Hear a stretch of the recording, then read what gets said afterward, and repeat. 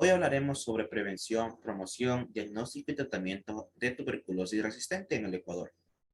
La tuberculosis sigue siendo un problema de salud pública que afecta a nivel mundial. La tuberculosis en el año 2020 se estimaron que 9.9 millones de personas enfermaron de la misma. Además de eso, un estimado de 1.5 millones de muertes fueron a causa de tuberculosis en el año 2020. Dentro de la prevención y promoción y diagnóstico y tratamiento de tuberculosis resistente en el Ecuador, comencemos hablando de la prevención. Dentro de la prevención, contamos con el control de infecciones. Se recomienda que como medidas básicas de prevención para evitar lo que es el contagio y transmisión, se debe insistir en que el afectado se cubra la boca al toser o estornudar y el uso constante de mascarilla. Además, para disminuir el riesgo de transmisión de microbacteria en tuberculosis dentro de establecimientos de salud, se recomienda aplicar medidas más eficaces de prevención y control de infecciones, tales como son una detección precoz, derivación al área de aislamiento respiratorio y un tratamiento oportuno.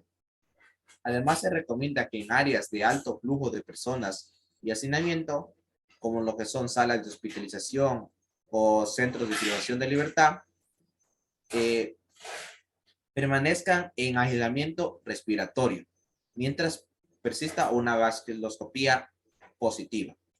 Además, se recomienda que todos los establecimientos de salud dispongan de medidas administrativas, ambientales y de protección personal orientadas a disminuir la transmisión de tuberculosis. Además, todo afectado con tuberculosis que esté bacteriológicamente positiva, el uso de mascarilla quirúrgica, mientras permanezca en zonas comunes de los establecimientos de salud. Control administrativo. En el primer nivel de atención, se recomienda realizar la búsqueda permanente de sintomáticos respiratorios en todas las áreas y servicios de los establecimientos de salud. Además, se recomienda que en las salas de esperas en consulta externa sean abiertas y totalmente ventiladas. En el momento de ingreso al establecimiento de salud, es recomendable realizar el triaje a los usuarios que presenten sintomatología de tos.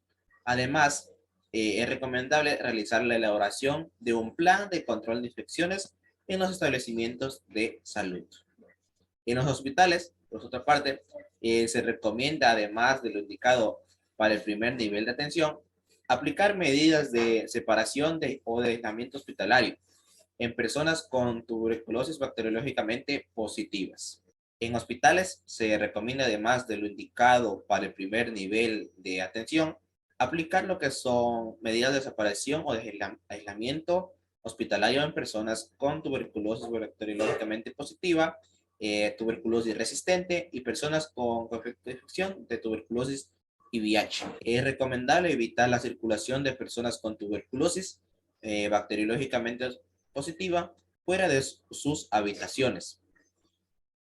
Promover también el tratamiento ambulatorio de tuberculosis es una de las formas más eficaces para disminuir el riesgo de transmisión intrahospitalaria. Por otra parte, en los centros de privación de libertad se recomienda aplicar las mismas medidas de prevención del primer nivel y los hospitales. Es recomendable que la protección de las personas que estén en contacto de manera temporal o permanente con las personas privadas de libertad afectadas con tuberculosis sea utilizando los respiradores N95 y la mascarilla quirúrgica en las personas privadas de libertad que presenten tuberculosis. Dentro de las medidas de control ambiental, se recomienda incrementar el intercambio de aire interno potencialmente contaminado con aire puro del exterior. Es recomendable minimizar el uso de procedimientos que induzcan a la tos en afectados con tuberculosis bacteriológicamente positiva, además de la ventilación adecuada que permite el flujo natural de aire a través de ventanas abiertas. Dentro de la recolección de muestras de esputo debe realizarse en ambientes con luz y ventilación natural o bien realizarse al aire libre. Dentro de las medidas de protección personal, Se recomienda la utilización de respiradores o mascarillas N95 con protección para riesgo biológico por parte del personal de salud y de los familiares. El uso de respiradores N95 va a estar presente en los siguientes casos: durante el procedimiento de toma de muestras de esputo y de atención de afectados en habitaciones de aislamiento para tuberculosis, durante la realización de broncoscopías, durante las actividades de limpieza que se realizan en áreas donde se encuentran afectados con bacteriología positiva, durante la realización de autopsias, durante el traslado y afectados con tuberculosis bacteriológicamente positiva, ya sean vehículos como ambulancias o vehículos institucionales.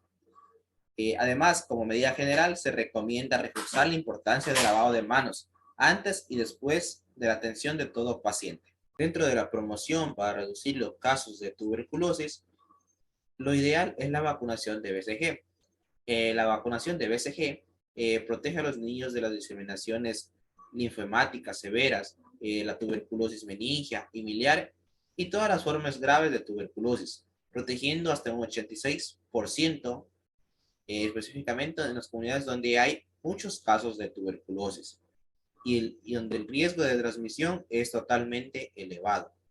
Además, la BCG es una vacuna de microorganismos vivos atenuados, por lo que en general es muy bien tolerada por los recién nacidos, con escasos efectos secundarios, que son solo efectos muchas veces locales y leves. Se recomienda vacunar a todos los niños dentro de las primeras 24 horas de nacidos o al primer contacto del niño o niña con los servicios de salud. Debe ser vacunado hasta los 11 meses, 29 días de edad. En lo que corresponde como medidas adoptadas de promoción contra la tuberculosis, tenemos la educación para la salud. Se recomienda realizar un proceso de diálogo entre el afectado por la tuberculosis, su familia y el personal de salud, con el fin de lograr una adopción de una conducta colectiva. ¿Con el fin de qué? Con el fin de que se disminuya el riesgo de infección por tuberculosis en la comunidad y así reducir el índice de contagio y evitar que se siga propagando la tuberculosis. Diagnóstico de tuberculosis resistente en adultos. En la actualidad, en nuestro país se debe recomendar que a todo paciente con tuberculosis se realice un cultivo y un estudio de sensibilidad como mínimo a isoniazida y rifampicina, tanto en enfermos nunca tratados como a los que tienen algún factor de riesgo de tuberculosis drogoresistente. Por ende, todo asintomático respiratorio que pertenezca a un grupo de riesgo de vulnerabilidad se recomienda utilizar cualquiera de las siguientes herramientas: vaciloscopía, cultivo o usar una PCR en tiempo real. Se recomienda el diagnóstico con PCR de tiempo real para detectar Mycobacterium tuberculosis y resistencia a rifampicina. Adicionalmente, se debe solicitar la prueba de nitrato reductasa para determinar la resistencia de A-isoniazida. Usar también PCR en tiempo real al 100% en los grupos de vulnerabilidad o con factores de riesgo para el diagnóstico de tuberculosis sensible o tuberculosis resistente. Y en afectados con grupo de riesgo o que pertenezcan a un grupo de vulnerabilidad que presenten una vaciloscopía positiva con resultados de una cruz y resistencia confirmada a rifampicina por CR en tiempo real, se recomienda realizar la prueba de nitrato reductasa y de PCD, que es el método de proporciones para el diagnóstico de tuberculosis resistente. Adicionalmente, cuando ésta se encuentre disponible en el país, lo que es la prueba de genotip MTDR para la detección posible de resistencia a fluoroquinolonas e inyectables, y que también sirva como un apoyo para el diagnóstico y elección al tratamiento de tuberculosis multidrogo resistencia. Diagnóstico de tuberculosis en menores de 5 años. En los niños que no expectoran, niño menor de 5 años con sospecha de tuberculosis pulmonar, se buscan pruebas de bacilos ácidos resistentes en secreciones broncopulmonares que reposan en el contenido gástrico. Se recomienda tomar muestras en el mismo momento mediante aspirado gástrico. Este procedimiento se debe llevar a cabo por un personal entrenado con las medidas de bioseguridad necesarias. Realizarse en la mañana en ayunas, antes de que el niño se incorpore o se mueva, con una sonda nasogástrica que sea estéril. Estas muestras deben procesarse para pruebas de vaciloscopía, cultivo y PCR en tiempo real y deben enviarse inmediatamente al laboratorio porque la acidez del jugo gástrico afecta a la viabilidad del bacilo. Se recomienda que toda muestra obtenida por lavado gástrico o inducción de esputo sea cultivada, debido a la escasa población bacilar. El cultivo de Mycobacterium tuberculosis es gold standard para la confirmación de tuberculosis por laboratorio y es necesaria para detectar la resistencia a drogas antituberculosas y genotificación. El cultivo debe realizarse a todo tipo de muestras independientemente de si se realizó vaciloscopía o PCR en tiempo real. Si la PCR reporta presencia de Mycobacterium tuberculosis y resistencia a rifampicina, debe ser evaluado por el Comité Técnico Asesor de Tuberculosis. Tratamiento para casos con tuberculosis resistente. Todos los esquemas de tratamiento que se detallan a continuación deberán ser prescritos únicamente por el Comité Técnico Asesor Nacional de Tuberculosis. En Ecuador adoptan las directrices de la OMS para la administración del esquema cortado con una duración de 9 a 12 meses para el tratamiento de casos de tuberculosis resistente a rifampicina o tuberculosis multidrogo resistente. Este esquema consta de dos fases. La fase intensiva, la cual consiste en kanamicina, en moxifloxacina en altas dosis, etionamida y isoniazida en altas dosis, clofazimina y piracinamida y etambutol. La administración se realizará de forma diaria por 4 meses y la fase intensiva se prolongará hasta los 6 meses en aquellos casos en que la vaciloscopía siga positiva al final del 4.º mes. Si al final del 6.º mes la vaciloscopía sigue positiva, se considerará el fracaso del esquema y se diseñará un esquema individualizado con medicamentos de segunda línea. En la fase de continuación, tenemos que consiste en moxifloxacina y clofazimina y etambutol y piracinamida. La administración se realizará de forma diaria por 5 meses. En los niños, la dosificación de drogas de segunda línea para tuberculosis resistente se resume a continuación.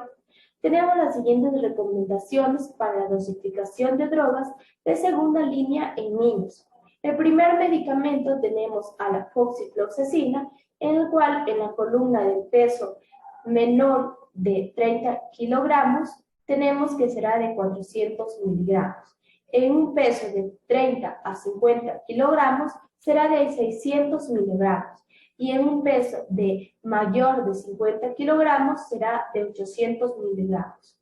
En el siguiente medicamento tenemos a la clofazimina, en el cual en el peso de menor de 30 kilogramos tenemos 50 miligramos.